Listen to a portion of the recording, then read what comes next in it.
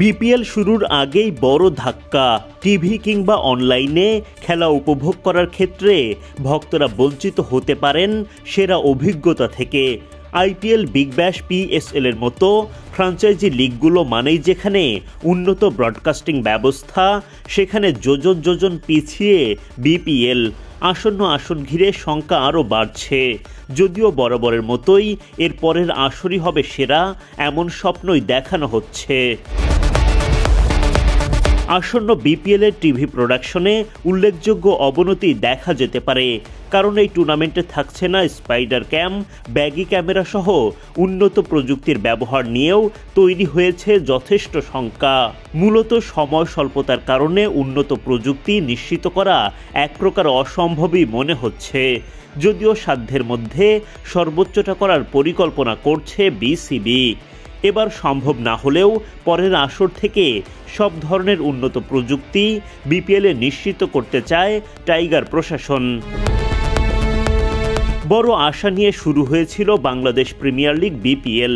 একটা সময় দাবি করা হতো আইপিএলের পর দ্বিতীয় সেরা ফ্র্যাঞ্চাইজি টুর্নামেন্ট। কিন্তু সময়ের সাথে সাথে এই টুর্নামেন্টের মান কেবল নিচের দিকেই গেছে। দ্বিতীয় সেরা তো দূরে থাক, এখন সেরা 5-এও জায়গা হবে না বিপিএলের।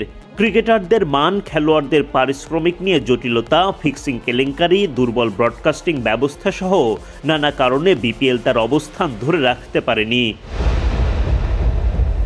বিসিবি সভাপতি আমিনুল ইসলাম বুলবুল দায়িত্ব নেয়ার পর ভক্তরা আশা দেখেন এবার বুঝি বিপিএল এর মান বাড়বে। তবে নানা অব্যবস্থাপনা ঠিক করতে বুলবুলকেও বেশ বেগ পেতে হচ্ছে। ফলে আরও অন্তত 1 বছর পর বিপিএলে হয়তো খানিকটা উন্নতি লক্ষ্য করা যাবে।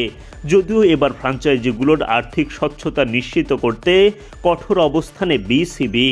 ফলশ্রুতিতে মাত্র 6 দল নিয়ে মাঠে গড়াবে 12তম বিপিএল। আগামী আসরের প্লেয়ার্স ড্রাফট অনুষ্ঠিত হবে 17 নভেম্বর। টুর্নামেন্ট শুরুর সম্ভাব্য তারিখ 19 ডিসেম্বর। সব ঠিক থাকলে জানুয়ারির 16 তারিখের মধ্যেই পর্দা নামবে এই আসরের। বিতর্ক কম রেখে টুর্নামেন্ট শেষ করাই বিসিবির জন্য বড় চ্যালেঞ্জ।